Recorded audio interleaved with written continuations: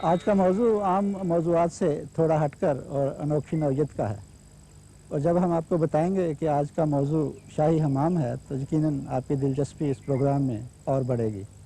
یوں تو شاہی قلعہ میں بہت سے حمام ہیں، لیکن جس حمام کا تذکرہ آج ہم کرنے جا رہے ہیں وہ حمام شاہ جہان نے 1631-32 کے درمیان تعمیر کروایا۔ اس کا حدود اربا کچھ اس طرح ہے کہ اس کے شمال میں پائیں باغ ہے جو محل کی خواتین کے زیر استعمال تھا۔ اس کے جنوب میں مکاتیب خانہ ہے جس کا تذکرہ ایک ابتدائی پروگرام میں آپ سے ہوا۔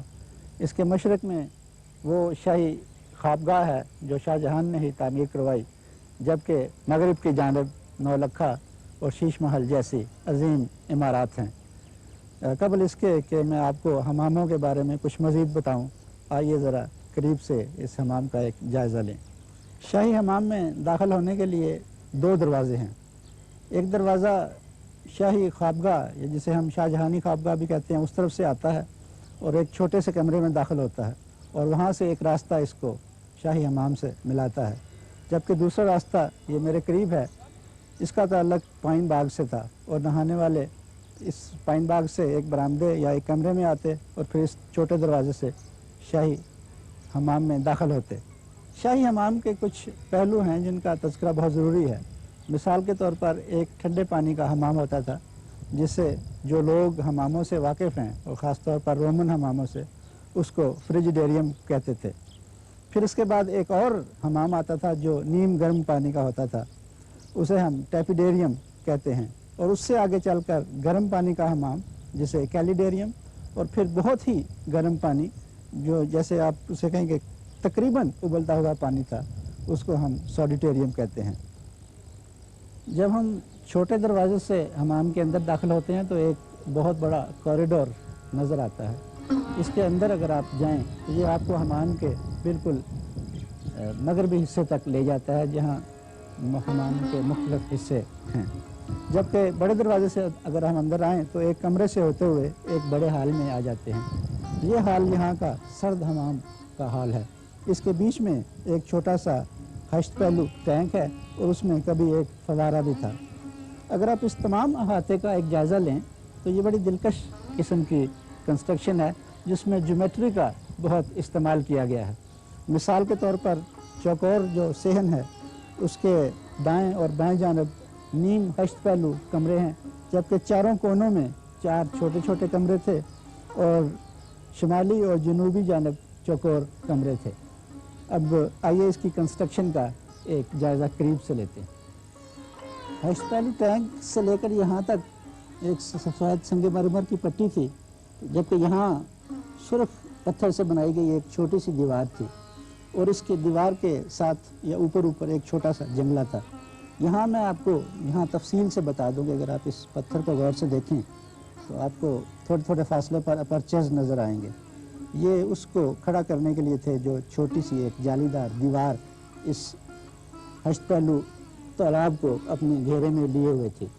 اس جالی کے باہر پھر یہاں سے لے کر چوکور کمرے کے اختتام تک سنگ مرمر کا فرش تھا۔ اس فرش کی تھوڑی سی نشانی یہاں باقی رہ گئی ہے۔ اگر آپ جائزہ لیں تو آپ کو سفید سنگ مرمر کے بیچ میں کالے سنگ مرمر کا ان لے ورک نظر آتا ہے، اور یہ اتنا گہرا ہے کہ تقریباً آدھا انچ فرش کے اندر چلا گیا ہے۔ یہاں سے لے کر وہاں تک یہ فرش تھا۔ پھر سفید پٹی ہمیں یہاں ایک اور نظر آتی ہے، اور اس کے اوپر بھی ایک جنگلہ کھڑا تھا، جبکہ اس جگہ ساتھ ساتھ چوکور کمرے میں ایک نالی یا چھوٹا سا گٹر تھا جو پانی کو اوپر کے حصے تک جانے سے روکتا تھا، اور یہاں سے ہی اس کا ڈرینیج سسٹم تھا جس کی تھوڑی سی نشانی ہمیں اس جگہ ملتی ہے۔ یہ ایک انڈر گراؤنڈ دفن کیا ہوا ٹیراکوٹا کا پائپ ہے جو پانی کو باہر اور اندر لانے کے لیے استعمال ہوتا تھا۔ سرد حمام کے چاروں کونوں میں ایک چھوٹا کمرہ تھا جو تقریباً 8 فٹ ضرب 8 فٹ کا ہوگا۔ اس کمرے میں جہاں میں اس وقت کھڑا ہوں، خوش قسمتی سے اس کا فرش کا کچھ حصہ ابھی تک بچا ہوا ہے۔ اس کا ایک تفصیلی جائزہ بھی ضروری ہے۔ مثال کے طور پر یہاں ہمیں سنگ بادل اور سفید سنگ مرمر का इम्तिजाज नज़र आ रहा है। अवलन एक डबल स्ट्रिप चलती है जो तमाम फर्श को मुरब्बों में तकसीम कर देती है। फिर हर मुरब्बे के अंदर अंदर ये लाइनें लगाकर इसकी मज़ीद तकसीम की गई है और दरमियान में फिर एक मुरब्बा क्रिएट कर दिया गया है। सर्द खाना के चौकोर कमरे के चारों कोनों में चूँकि छोटे छोटे कमरे हैं, लिहाजा जो हिस्सा बाकी बच जाता है वो एक क्रॉस की शक्ल में है। इस क्रॉस के शुमाल और जनूबी कमरे जो हैं वो चौकोर हैं, जबकि मशरक़ी और मगरबी कमरे नीम हश्त पहलू हैं। इनके ऊपर जो छतें बनाई गई वो पुख्ता ईंट से और चूने के इंतसाज से तैयार की गई। उनके लिए कोई शटरिंग और ऐसी कोई चीज़ इस्तेमाल नहीं की गई जिसे हम आजकल की टेक्नोलॉजी से जिसका मुआजना कर सकें। इसका अगर आप एक मुतालियाती जायज़ा लें तो आप महसूस करेंगे कि सिर्फ ईंटों को ही जोड़कर गुंबदनुमा छतें तैयार की गईं। नीम हश्त पहलवी कमरे से इन दो दरवाज़ों के ज़रिए हम गुज़र कर हमाम के दूसरे हिस्से में दाखिल होते हैं जो नीम गर्म पानी का हमाम है। जबकि इसी दो दरवाज़ों की सिमत में अगर दाएं जानब जाएं तो उस कॉरिडोर का दाखिला है जो हमें हमाम के बाकी हिस्सों में ले जाता है।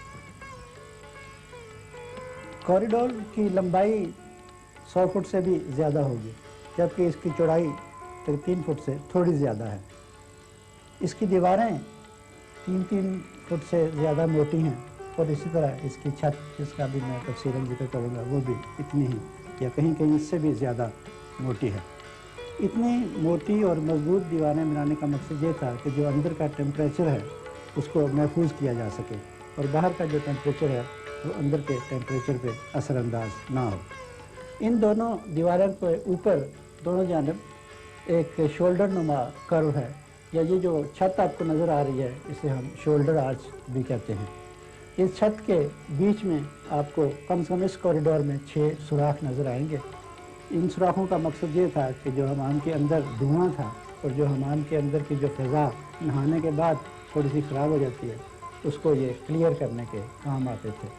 दिलचस्प बात यह है कि जो हम आगे जाते हैं इन सुराखों का साइज़ बढ़ता जाता है। इन सुराखों को स्काईलाइट करना मुनासिब ना होगा, बल्कि अगर इन्हें हम क्लियर स्टोरी कहें तो वो ज़्यादा मौजू है, क्योंकि स्काईलाइट का काम सिर्फ रोशनी को अंदर लाना है, जबकि क्लियर स्टोरी का काम ताज़ा हवा को अंदर लाना और रोशनी को अंदर लाना दोनों एक साथ। सर्द हमाम का तज़किरा करते हुए मैंने आपसे इन 2 दरों का जिक्र किया था कि इससे हम नीम गर्म हमाम में दाखिल होते हैं। ये दर बाद की तख्लीक हैं, ग़ालिबन सिखों के दौर की। इब्तदा में ऐसी ही एक बड़ी आर्च वहाँ थी जैसे हमें यहाँ नज़र आ रही है, और दिलचस्प बात यह है कि ऐसी ही बड़ी बड़ी आर्चें इस बड़े कमरे या अहाते के चारों जानिब थी, जिनकी शक्ल वक्त ने आहिस्ता आहिस्ता बदल दी। नीम गर्म हमाम के बीच में ये एक चौकोर तालाब है जिसके कोनों में 4 सीढ़ियाँ दी गई हैं, लिहाजा ये नीचे जाकर चौकोर रहने की बजाय हश्त पहलू बन गया है। इसकी गहराई तकरीबन 4 फुट के करीब है। इसके ऊपर जो छत है वो भी गुंबददार है और उसके बीच में भी एक बड़ा सा सुराख है। नीम गर्म हमाम के चारों जानिब एक वसी कॉरिडोर है। ये कॉरिडोर बिलाशुबा छोटे कॉरिडोर से काफ़ी मुशाबत रखता है, लेकिन जहाँ तक इसकी चौड़ाई का तल्लक है ये तकरीबन उससे 2.5 या 3 गुना ज़्यादा चौड़ा है। इसकी छत भी तकरीबन वैसे ही है, ये एक वॉल्टेड छत है, जबकि अगर इसका हम एक सेक्शन काट कर देखें तो ये हमें शोल्डर आर्च से मुशाबह नज़र आती है।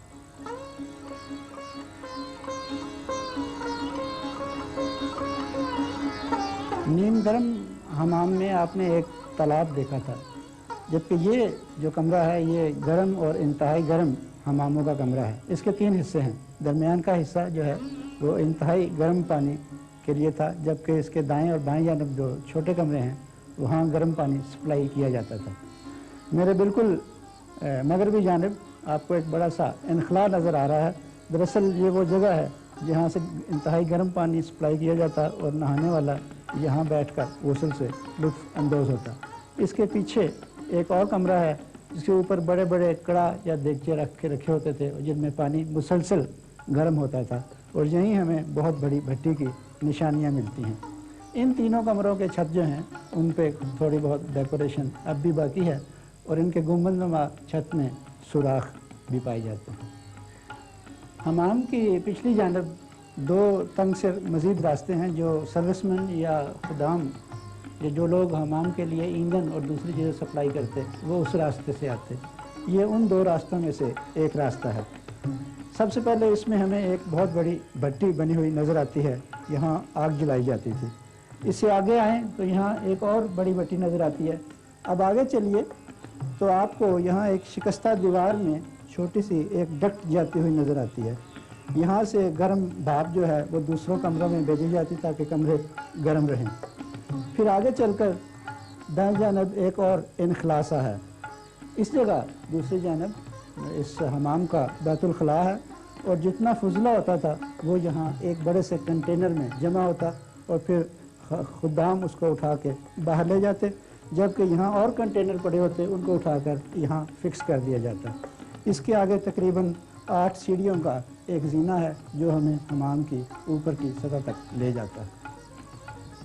شاہی حمام کی تمام عمارت بیرونی حصے کو چھوڑ کر جو کہ سرد حمام پہ مشتمل ہے، تمام جو چنائی ہے وہ اینٹوں سے کی گئی ہے۔ اس کے لیے چھوٹی اینٹیں استعمال کی گئی ہیں جن کی تھکنس تقریباً 1 انچ کے برابر ہے، اور اگر آپ غور سے دیکھیں تو ہر 2 اینٹوں کے درمیان بھی اتنا ہی فاصلہ ہے جتنا کہ اینٹ کی بذات خود موٹائی ہے۔ اس کا مطلب یہ ہوا کہ اینٹوں کو جوڑنے کے لیے جو پلاسٹر چونے کے ایری سے تیار کیا گیا ہے اس کی بھی تھکنس یا ضخامت کافی زیادہ تھی۔ عمارات کی پختگی اور ان کی جو ڈیوریبلٹی ہے اس کا تمام دار و مدار اس گارے پر ہی ہے جو چونے اور دیگر مسالہ جات سے تیار کیا گیا۔ شاہی حمام کی جن چھتوں کا ابھی ہم نیچے سے مطالعہ کر رہے تھے، اب چھتوں سے ان کا ایک ڈفرینٹ منظر آپ کو نظر آ رہا ہے۔ یہاں چھوٹے چھوٹے گنبد بنے ہیں اور ان کے بیچ میں جن سوراخوں کا ہم نے پہلے ذکر کیا وہ کھل کر سامنے نظر آ رہے ہیں، جبکہ اس پہ ایک مصنوعی چھت پڑی ہوئی ہے۔ میں یہاں یہ وضاحت کر دوں، اور آپ کے ذہن میں بھی یہ سوال یقیناً آیا ہوگا کہ جب کہ اتنے بڑے بڑے سوراخ چھتوں میں تھے تو بارش کی صورت میں کیا صورتحال ہوتی تھی۔ ان سوراخوں کے اوپر دراصل چھوٹے چھوٹے ستون لگا کر پھر ایک اور چھت ڈالی گئی تھی، جس کا نتیجہ یہ ہوتا تھا کہ جب بارش پڑتی تھی تو بارش نیچے شاہی حمام کے اندر داخل نہیں تھی ہوتی، بلکہ ارد گرد گر کر ان گنبدوں سے نیچے چھت پر سے ہوتی ہوئی نیچے گر جاتی تھی۔ یہاں اب دور آپ کو ایک تھوڑا سا چوکور ایک چھت نظر آ رہی ہے گنبد نما، یہ اس نیم گرم حمام کی چھت ہے جس کا ہم تذکرہ کر چکے ہیں۔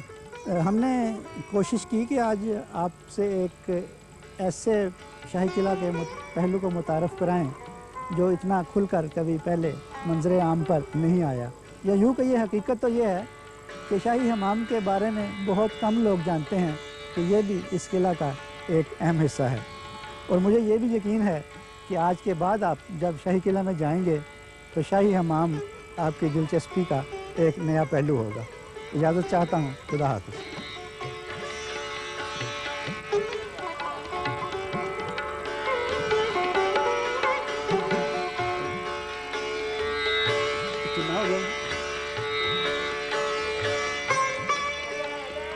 انسرشن لا دیں۔